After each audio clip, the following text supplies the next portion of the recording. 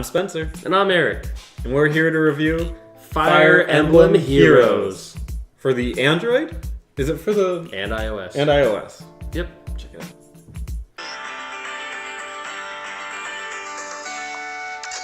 Alright. Do my best. So, Eric, it's weird because I thought all Fire Emblem games were on Nintendo consoles. What? Well, you were misinformed, sir, because Nintendo is breaking ground and bringing them to the mobile device. This Fire Emblem pulls characters from all the worlds and all the realms into a single world where they battle it out for their king or queen or princess or prince of they're stuck in these contracts, and the evil princess is attacking you and you have to attack back, and she's pulling Marth and Roy and Ike and Lynn and Camilla and just Tiki. All those characters are all in this game. Long Q is in there, Ogma. So I can play with all my favorite Fire Emblem characters in Yes, one game. You can, if you summon them, which goes into the mobile aspect of this game. It does have currency that needs to either be earned by playing the game. I was trying to beat all the difficulties of the game to figure out if that currency ever stops. And unfortunately, I did not put that much time into this game to do it, and I didn't have enough skill to do it. Well, I don't like games that are pay to win. Right? And unfortunately, I cannot confirm whether that is the final case, because there's orbs you get when you complete missions. There's 9 chapters in this. There's 5 or 6 missions each chapter. Every mission you beat, you get 1 orb. It takes 20 orbs to summon 5 heroes. You could also purchase 35 orbs for $20 on the app, and you can summon a decent amount of heroes at that point. You're summoning 8 heroes or something like that. Save up those 5 or whatever. You can get 10 heroes for that $20. But that's kind of where the issue is that once you stop being able to get orbs and you don't want to pay, you can't really get new heroes. That's a bummer, but there's a trick to re-rolling your account and not linking it to your Nintendo thing until you get the characters you actually want, and then you just play the game and link your account and all that stuff once you get them. Well, I can say that in my experience of playing this game, I haven't spent a dime on it, and I've almost gotten to the end. So I'm near it without having to spend any money. So, yeah, you can get through the story missions and not actually spend anything. Yep. Now, you can definitely do that. It's definitely possible to beat the normal mode, because they basically have you replay the same missions at different difficulties, much like the games. When you beat the game, you can start over and all that stuff, but this one you have the option of jumping around between the difficulties, depending on if you want to get currency here or there or whatnot. The overall story of the game, it's there. It's there to justify having Marth and Roy and Lucina and Camilla.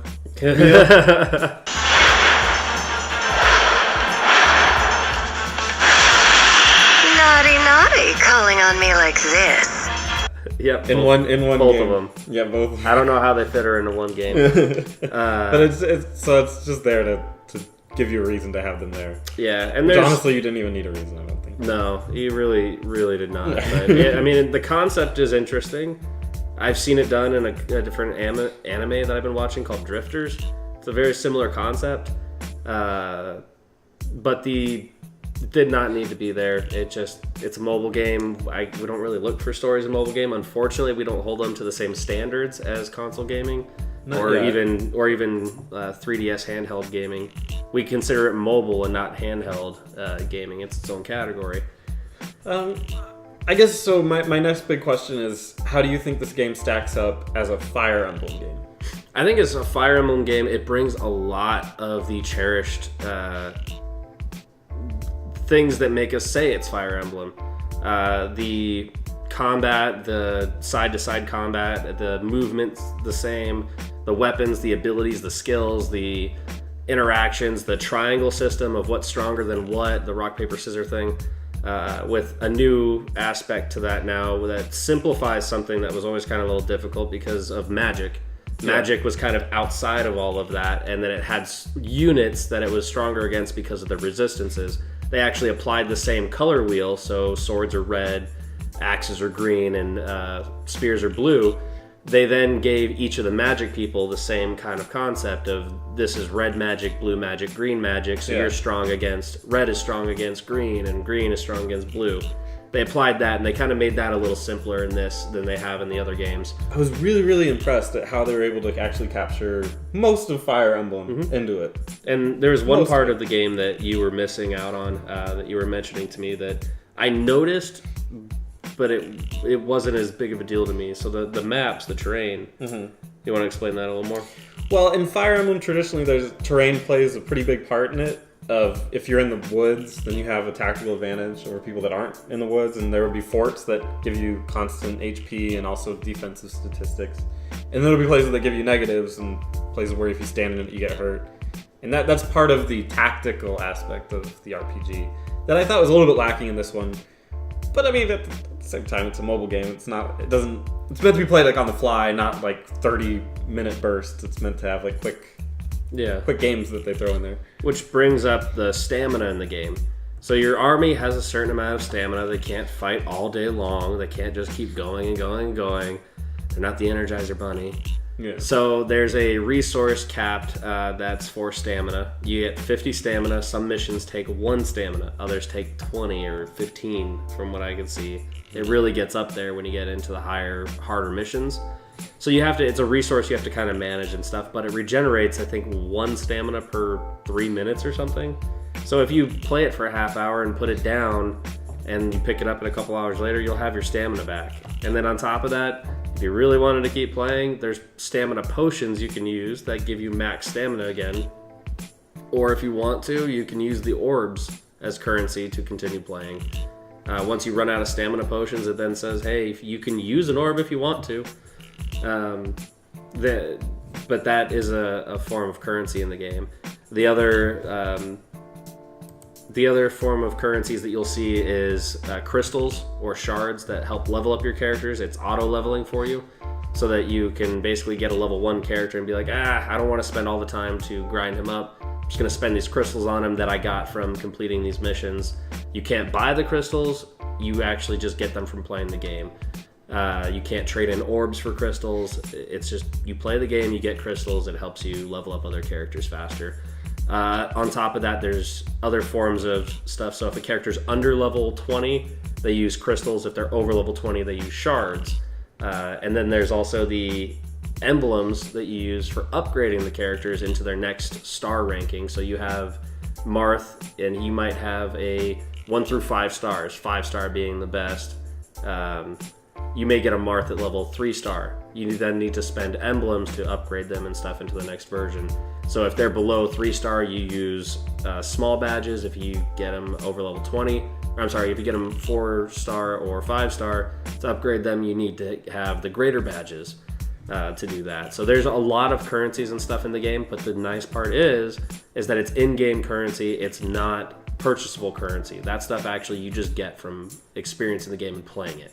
The only thing that you use as far as mobile gaming, the reason I'm pressing this is because most mobile games have a huge money pit that can be thrown into it.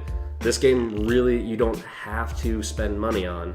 It's nice to have new characters and stuff, but just play the story missions, level up your characters, and then start buying them to get new ones.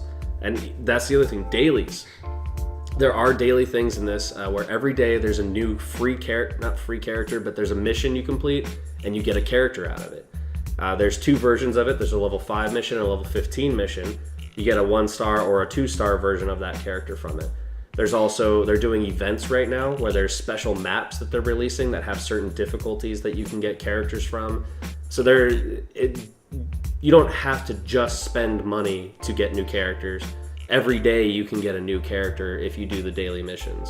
Mm-hmm. So what do you think the pros and cons of this one are? The pros is that it's Fire Emblem. It feels like it. You know you're playing Fire Emblem when you're running around and stuff. It's a graphically, this is kind of an ironic part. Graphically, this is probably one of the best looking Fire Emblem games because it's like the 3DS screen is really low resolution. Mm-hmm. This is using Android phones and iPhones that have like, well, not for iPhones always, but for Androids, it's always at least 1080p. Yeah. So it is lush. And seeing the characters animated, whether it being in the combat parts, that looks really, really good. But in the like little cutscenes, whatever you want to call them, the artwork. Cut clips. Yeah, exactly. The moving pictures. Yeah. The artwork is fantastic. Yeah. And they look gorgeous. So that part's a huge plus, seeing all the characters you like. And sometimes they were from games that were back in like the 16-bit era. Yeah. That you actually get to see them brought to life, and they looked gorgeous. It is crazy. So sound-wise, the music's really good. So they took this song out, or I have not been able to find it. Did you hear that dude singing the opera? No. Oh, it was like when I first turned the game on, there was this guy and he's all, "Here's a missy possy paw, spin the pizza on my hand." And just whole Italian, like Latin singing, like opera style. Yeah. And I laughed. Like I legit was just turned it on. I was like, and just started laughing at this guy. Yeah. Since then, I have not heard that song again. I've actually been trying to find it on the game, but it's not there anymore. It's odd. But it's great sound, great music and stuff. It just, this guy's voice, it sounded funny. It sounded like a joke.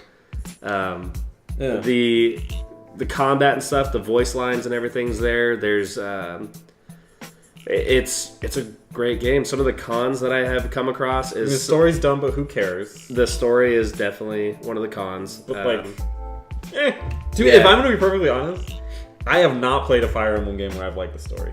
Awakening. I didn't like that either. Awakening's the princess's story, not the whole time traveling part of it. Okay. The princess's story of her kingdom and how she would give her life for it. Gotcha. That was a great part of the story. Other than that, every other Fire Emblem, there was the Shadow Dragon one, which I was kind of interested in, but I didn't really it didn't really catch me. Nothing really memorable. I don't know. I think the drive of Fire Emblem is the characters, leveling them up, especially the ones you like, and making that unbeatable force. Yeah. I don't think the drive has always been the political intrigue. So if that is your drive, this game makes it very difficult to have that unbeatable force. It's a small map, and they do a great job with the maps, making them impassable, and lots of choke points and stuff, and issues with certain units not being able to move as well. Yeah. Because of the small amount of movement that you can do, there's a lot of times that you get countered, and you really have to pay attention to the rock, paper, scissors in this game, because if you have a sword guy, you can't just muscle your way through it. The difficulty grows with this game as quickly as you want it to.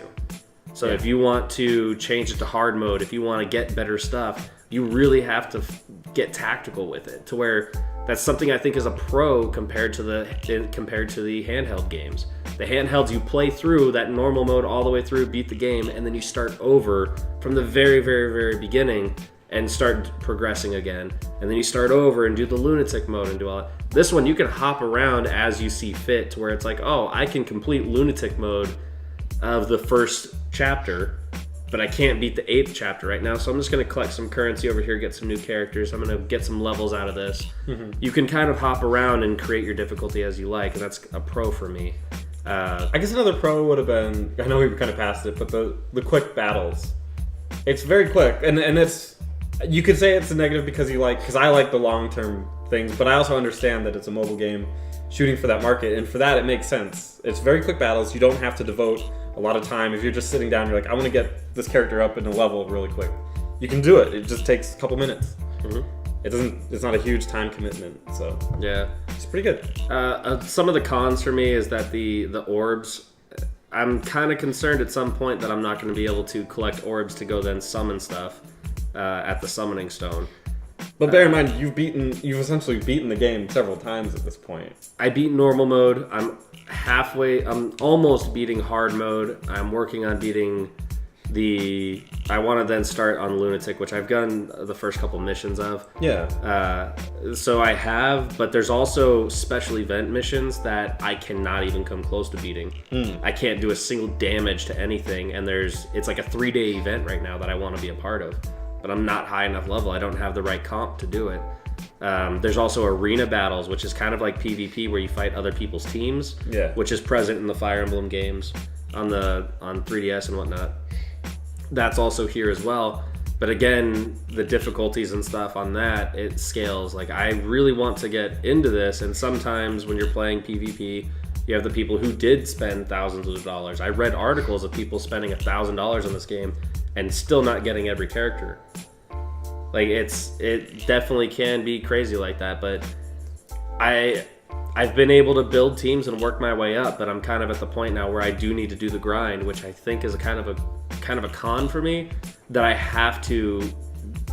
don't have the option of getting new characters fast enough. I want to be able to progress, but unless I feel like right now I have to either spend money to build the right team, or I need to just grind out the stamina and go to the training grounds and really grind out my characters to get them as high level as possible so that I can just muscle through it. So I kind of feel that way, and maybe in the next couple days there'll be a free daily character, or I call it free because the missions are so easy, but one of the free daily characters, maybe he'll pop out and be what I need, and I can promote him and upgrade him with all the materials that I've got from the training grounds to make him viable in the missions that I need him on. So it's a waiting game at this point, or it's a spend cash at this point, which I think is kind of a symptom of mobile games that we are all used to at this point. That's where they get the negative connotation from. The hardcore gamers and the casuals will spend X amount. Yeah, this is like some kind of cap. I don't know what that is. I don't know the data on it, but yeah, X amount. Yeah, I mean, there is definitely a time gate on this. You can't just sit there and play it nonstop. I have a ton of stamina potions now because I've never used any. So I probably have, if I sat down right now, I could probably play about 4 or 5 hours before I got locked out. On average, I'll play it 30 to an hour without having an issue. Yeah, there's no issues. It's pretty great. I have a lot of things to say about this game because I'm a little conflicted here and there. I want to spend money on it. I want to at least spend $60 and say I purchased a game. That I want to support them with what they're doing so they make more content and stuff. But then I'm also kind of conflicted of where is this going? Am I still going to be playing this in 2 weeks from now? Well, like the question would be, now that you spent $60, did you achieve what you wanted out of it? And yes. Or is it going to cost another $60 and you don't know? Yeah. We'll see. Yeah, like I feel like if I spent $60, I would then complete the game, and I'm then wondering where the content is. Did I spend $60 to blow through the content, or would I have still completed? Would I still have achieved the same thing if I wouldn't have spent $60 and spent the 3 weeks working it out? Yeah. So it's a tough question. I'm stuck here. Do I spend $60 and blow through the game in a weekend, or do I hold out and continue to play it for another 3 weeks and see what happens? So where's the recommendation? I recommend picking it up, poking around in it. If you're even tempted, if you love Fire Emblem, if you're even tempted, make sure you re-roll your team. I kind of regret that I didn't do that at first, because as soon as I got Marth in my team, as soon as I got a 5-star character, it completely changed the game for me. I rolled so many fights because of that 5-star character. I would say if you're a Fire Emblem fan, there's no reason not to. It's free. Grab it. You'll have fun with it for however long amount of time if you're willing to spend money on it, or if you just want to be patient, and you'll have fun with it. Even if it's for a day, you'll have fun with it. It's free, so go for it. It's a really good experience, and what mobile gaming, close to what mobile gaming should be. Yeah. Like, it's on the better side of pay to win. It's not completely free of it, but it's on the better side where you can have a good time without spending any money. Yeah. Cool. Definitely. Well, I'm Spencer. I'm Eric. I was thinking about a Fire Emblem catchphrase, but I don't think there is one. Marth. Super Smash Bros. Yeah, something along those lines. I don't know either. And then this is where you put in the naughty, the intro to the other video. What other video? I uploaded another video to YouTube. It's like a 2-minute video for Fire Emblem. Oh, did you? Yeah. Okay, I'll have to check it out. I don't know if I can. And then you'd use that as a like either before we started talking or after. Okay, I'll look into it. I'm curious now.